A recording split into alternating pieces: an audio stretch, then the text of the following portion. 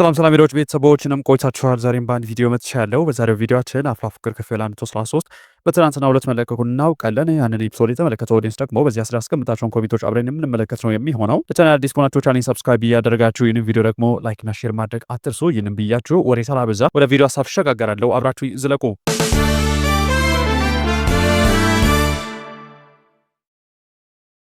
የመጀመሪያውን ኮሜንት ስንመለከት አይ ስምንተኛው ሺህ ከመሬት ብቅ ሳትሉ ተጠባብሳችሁ አለቃችሁ አለ ቦቼ የሚል ነገር ተመልክቻለሁ። በትናንትናው ዕለት እንግዲህ ቦቼ ከሄቨን ጋር ቁጭ ብሎ በሚነጋገርበት ወቅት ዮሲ ሲደነፋበት ነበረ። ያንን ከተመለከተን በኋላ በቀልዱ መካከል እንግዲህ ከመሬት ብቅ ሳትሉ ተጠባብሳችሁ አለቃችሁ ሲል ነበር። ያንን የተመለከተው ኦዲየንስ ነው ይህንን ያለው።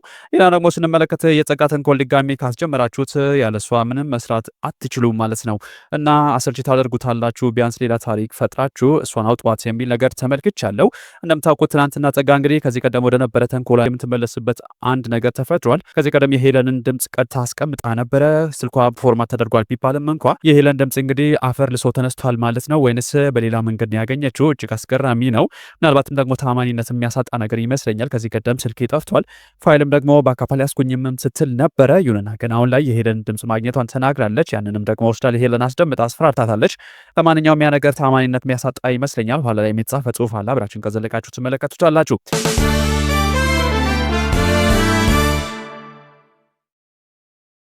ሌላ ደግሞ ስንመለከት ይህ ሞላ የሚባል ሰው ከገንዘብ ጋር ያለው ትስስር ይለያል የሚል ነገር ተመልክቻለሁ። ሞላ ፌስታሉ አዲስ ካራክተር ነው። ይህ አዲስ ካራክተር እንግዲህ እጅግ በጣም ብዙ እንስት አድናቂዎችን እያገኘ ነው የሚገኘው።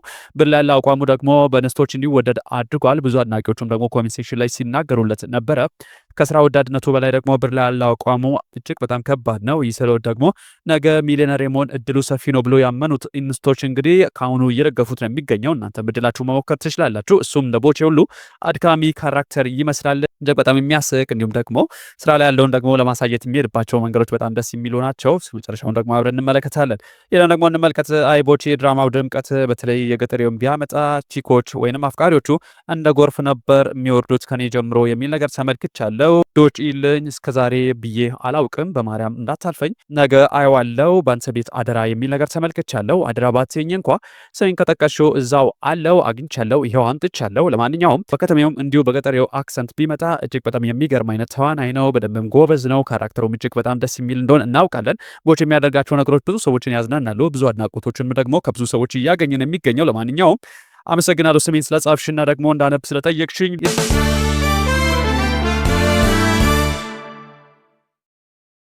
ሌላ ደግሞ ስንመለከት የቤዛ አስተቃቀፍ ግን ሁሌም ያስቀኛል። ሄዳ ጭብጥ ነው የምትለው የሚል ነገር ተመልክቻለሁ። የቤዛ አስተቃቀፍ እንግዲህ እኔንም ያስቀናኛል። ያሬድን ደግሞ ሄዳ ከቅፉ ስር ስትገባ እዚያም ደግሞ ተመችቷት ከደረቱ ተንተረሳ ስመለከታት እኔም ቅናት ቢጤ ሽጎጥ ያደረገኛል።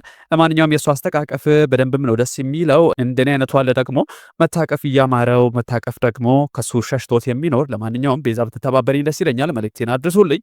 ሌላ ደግሞ እንመልከት። ፎርማት ተደርጎ እንዴት ቮይስ ይቀመጣል? አሁንስ አስጠላኝ። እኛ ማየት የምፈልገው ደስታ እንጂ ስቃይ አንፈልግም። የስደት ስቃይ ራሱ ይበቃናል የሚል ነገር ተመልክቻለሁ። ለማንኛውም በትናንትናው ዕለት አንድ ተአማኒነትን የሚያጎድል ነገር ተመልክቼ ነበር። እኔም በጣም እያስገረመኝ ነበር። ጸጋ ከዚህ ቀደም ባካፕ እንዳላዘች አሊያም ደግሞ ኮፒ እንዳላደረገች ስትናገር ነበረ። ቮይሶቹም ደግሞ ሙሉ በሙሉ ስልኩ ፎርማት ሲደረግ እንደጠፋ ነበር የምናውቀው። ይሁንና ግን በትናንትናው ዕለት ከሞቱቱ ድምጾች መካከል የሄለን ድምጽ እንግዲህ አፈልሶ መነሳቱን ጸጋ እየተናገረች ነበረ። ከዚያም ደግሞ ወስዳ ለሄለን ስታስደምጣት ነበር። ለማንኛውም ይህ ድምጽ እንግዲህ የሄለንን ድምጽ ክሎን ተደርጎ የተሰራ ኤአይ ጀነሬትድ ነው ካላለም በስተቀረ ይህ ነገር የሚሆን አይመስለኝም። ደራሲውም ከዚህ ቀደም የነበሩት ድምጾች ተገኝተዋል ብሎ ከማለት ምናልባትም ተማሪ ስለሆነች እንዲሁም ደግሞ ጊዜው ቴክኖሎጂ ስለሆነ ድምጿን ክሎን አድርጋ የውሸት ድምጽ ነው ያሰማቻት ብሎ ቢነግረን ምናልባትም ደግሞ ተማሪዎች ከቴክኖሎጂ ጋር ያላቸውን ቅርበት ሊያሳየን የሚችልበትን መንገድ መናገር ይችላል። ይሁንና ግን ከዚህ ቀደም ጠፍተዋል ብላ ራሷ ጸጋ የተናገረችው ድምጽ ደግሞ አንድ ድምጽ ባላገኝ ደግሞ ጉዴ ፈልቶ ነበረ ጸጋ እንድትል ማድረጉ ትንሽ ታማኒነት የሚያሳጣ ነው ብዬ ነው የማስበው። ለማንኛውም ያ የተደረገው ነገር ስሜት የማይሰጥ ነው።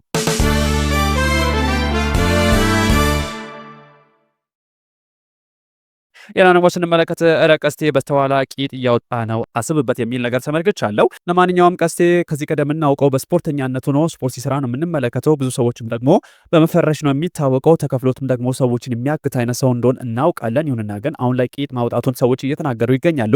አንዳንድ ሰዎች ደግሞ ጉንጫቸው ቂጥ እስኪያክል ድረስ ወፍረዋል። አንዳንዶቹም ደግሞ እርጉዝ አይጥ እስከመባል ድረስ ደርሰዋል። አፍላ ፍቅር ቤት ደግሞ በደንብ እንደተመቻቸው ማመላከቻ ሊሆን ይችላል። አንዳንድ ሰዎች አሉ ደግሞ ፍቅር እያከሳቸው የሚገኙት እነማን ናቸው? መጨረሻውን አብራችሁኝ እስከ መጨረሻው ከዘለቃችሁ የምትመለከቱት ነው የሚሆነው። ከዚያ በኋላ ደግሞ ሀሳብ ትሰጡበታላችሁ።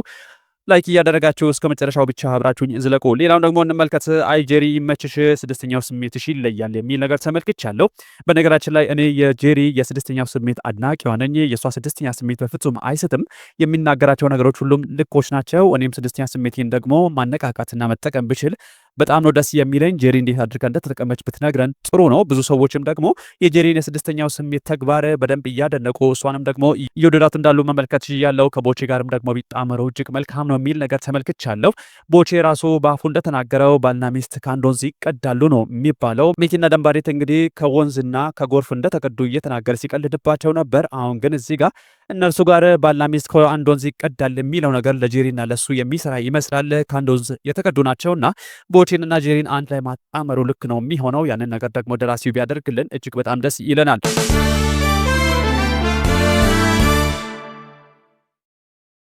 ሌላም ደግሞ እንመልከት። ወፈረ ከጸጋ ተንኮል አንድ ሳምንት እርፍ ብለን ነበር፣ አሁን ጀመረች ደግሞ የሚል ነገር ተመልክቻለሁ። እንደሚታወቀው ጸጋ ወደ ቀድሞ ተንኮሏ ተመልሳለች።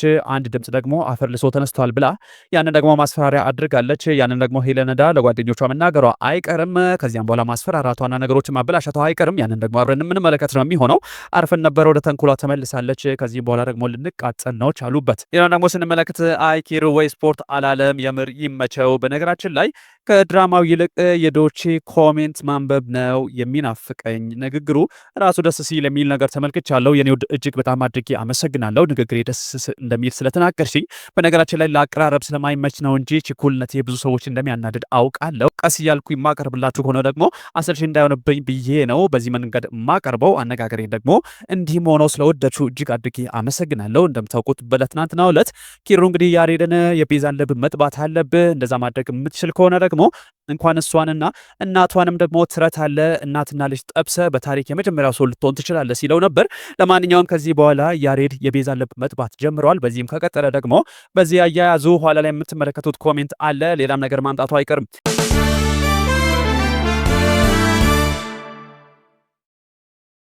ሌላ ደግሞ ስንመለከት አስናቀች ዝም ብዬ ሰዓት መጀመሪያውንም እብድ መሆኗን አውቄ ነበር የሚል ነገር ተመልክቻለሁ። በትናንትናው ዕለት እንደተመለከታችሁት ቀስቴና ሞላ ፌስታሎ የጸጋን አድራሻ እያፈላለጉ ነበረ። ስለ ጸጋ ታሪክ ደግሞ የሚያውቅ ሰው አግኝተው ሰምተዋል። ከዚህ ቀደም የአእምሮ ህመምተኛ መሆኗን ደግሞ ሰምተው በደንብ ሲደናገጡ ነበረ። የምታደርጋቸው ነገሮችም የጤናማ ሰው ተግባር አይመስሉም ነበረ። ያንን ከታዘቡ በኋላ ነው ሰዎች እንግዲህ መጀመሪያውኑ ሰዓት ጸጋ ጤናማ አትመስለኝም ነበረ ነቅላ ስለነበር ነው እያለ ነው የሚገኘው። ለማንኛውም ኋላ ላይ እንመለከታለን።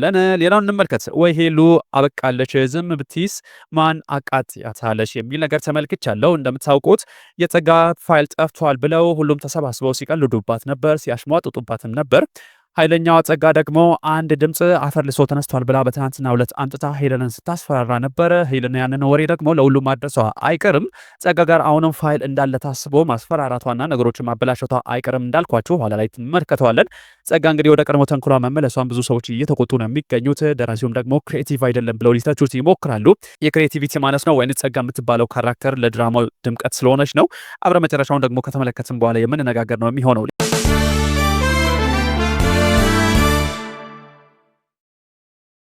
ሌላ እንመልከት። ዶቼ ያው ኮሜንታችሁን ስለሚያነብላችሁ ቃላት እንዳትሳሳቱ ብዬ ነው ላስታውሳችሁ ፈልጌ ነው። የኔ ምርጦች ዶችዬ ሲሉኝ ይሞቀኛል ብሏልና ሁላችሁም ዶችዬ በሉት የሚል ነገር ተመልክቻለሁ። አመሰግናለሁ ስላስታወስካቸው፣ አንተም አስታውሳቸው እነሱም ደግሞ አስታውሰው በደንብ አድርገው ዬ ብለውኛል። እኔ የምባል ደግሞ በደንብ አድርጎ ነው የሚያሞቀኝ። ሞቆኝም አልቀረውም፣ ይኸው ተመጥቻለሁ።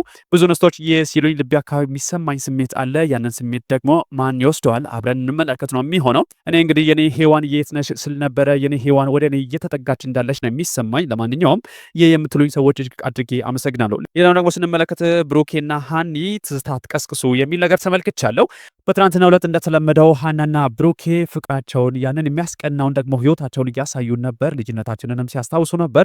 ብስኩት እንዲሁም ደግሞ ቸኮሌት የምንቀማማበትን ያንን ደግሞ ደጉን ዘመን እያስታወሱ ትዝታችንን ሲቀሰቅሱ ነበር። አንድ ተመልካች ነች እንግዲህ ያንን ከተመለከተች በኋላ እባካችሁ ትዝታዬን አትቀስቅሱብኝ፣ ትናንትናዬን ደግሞ አትንገሩኝ፣ ያንን ነገር ማስታወስ አልፈልግም፣ እኔ ደካማኝ ልረታባችሁ እችላለሁ፣ ወደ ትናንትና ስመለስ ደግሞ እታመምባችኋለሁ። ብሩኬና ሃኒ ፍቅራችሁን ደግሞ በድብቅ ብታደርጉት ጥሩ ነው እያልሆነች ነው የሚገኘው። ለማንኛውም ከዚህ ቀደም እንደዚህ አይነት ትዝታ ያለባችሁ ብስኩት እንዲሁም ደግሞ ቸኮሌት የተቀማማችሁ ሰዎች ካላችሁ ኮሜንት ሴክሽን ላይ ልትነግሩኝ ትችላላችሁ።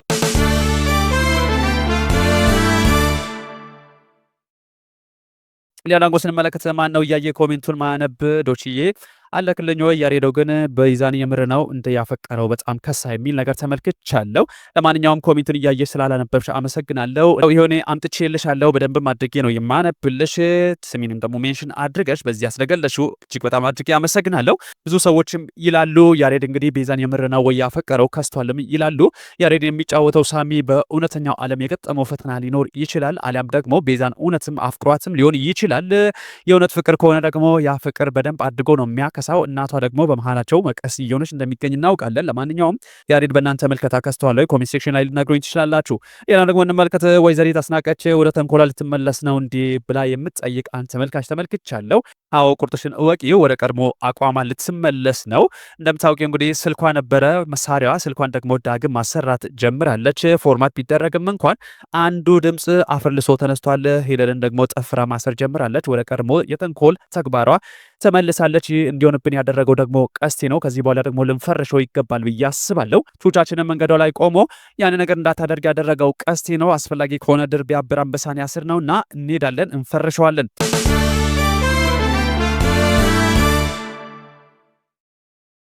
ሌላ ደግሞ እንመልከት። ምን አለ ትንሽ ቀን ብትፈርሻት የሚል ነገር ተመልክቻለሁ። እውነት ነው፣ ቀስቴ ነው ከደስታችን ፊት የቆመው። በደንብ አድርጋ ደግሞ ብትፈርሻት ጥሩ ነበረ። ያን ማድረግ ደግሞ ነበረባት። ሌላ ደግሞ እንመልከት። ያያና ቤዚ ሲዘፍንላቸው እንደኔ የተሽኮረመመ አለ የሚል ነገር ተመልክቻለሁ። ዶቼ ባታነበው ለሚስትክ ነው ምነግራትን ብላ አስፈራርታኛለች። ለማንኛውም የፍቅር ሲዝም ሃይማኖት ተከታይ ትመስለኛለች። ይቺ ሴት እንግዲህ በቀድሞ ህይወቴ ሚስት እንደነበረኝ ታውቃለች። እኔም አግብቼ እንደነበር በቀድሞ ህይወቴ ነቤ ደመላሽ ነግረውኝ ነበረ። አሁን ላይ ግን ሚስት የለኝም በአሁኑ ህይወቴ ማለት ነው። ለማንኛውም ያያና ቤዚ ስፍንላቸው እንደኔ የተሽኮረመመ ለሚለው እንደኔ የተሽኮረመመ ያለም አይመስለኝም። ቹቻን ደግሞ ስንመለከታት ከነሱ በላይ ደግሞ ያሽኮረመመችኝ ቹቻ ነች። ቹቻ በዚያ ሆና ስሜቱ በደንብ አድርጋ እያጣጣመችው በደንብም አድርጋ ደግሞ በልቧ ቀስቴን እየረገመችው ነበረ ስትመለከታቸው የነበረው። ፍቅራቸው እጅግ በጣም ያስቀና ነበር። ለማንኛውም ያንን ከተመለከትኩኝ በኋላ እኔም በደንብ አድርጌ ስሽኮረመም ነበረ። ጣቶችንም ደግሞ ስነክስ ነበር።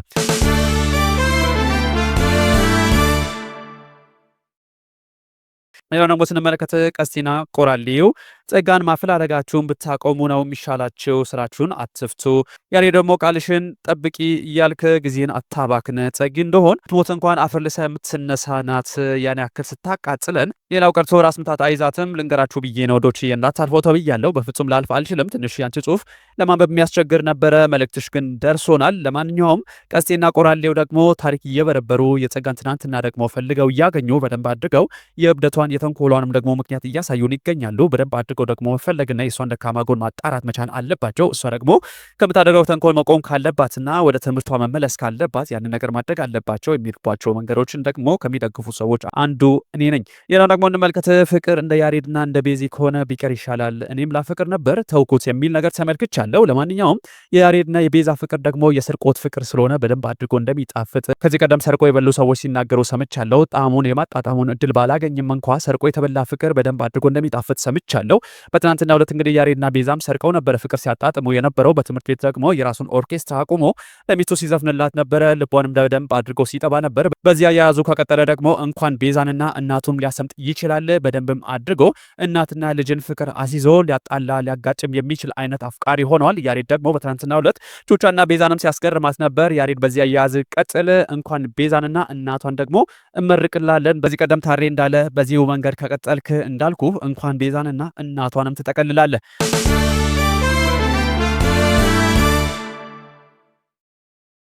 ሌላ ደግሞ እንመልከት። ሄሉ መቼ ነው ኮንፊደንስ የሚኖራት? ምንድነው ሁሉም ህፃን ናቸው ከፊዮሪ ውጭ የሚል ነገር ተመልክቻለሁ። ትናንትና እንግዲህ የሚያስደነግጥ ነገር ነው ሄሉ የሰማችው። ጠፍቷል ያለችው ፋይል ደግሞ መገኘቱ በደንብ አድርጎ ሊያስደነግጣት ይችላል። ይህ ህፃንነት ሳይሆን ምክንያታዊነት ነው። ምክንያት አላት እንድትደነግጥ፣ ምክንያት አላት በዚያ መንኮ አክት እንድታደርግ።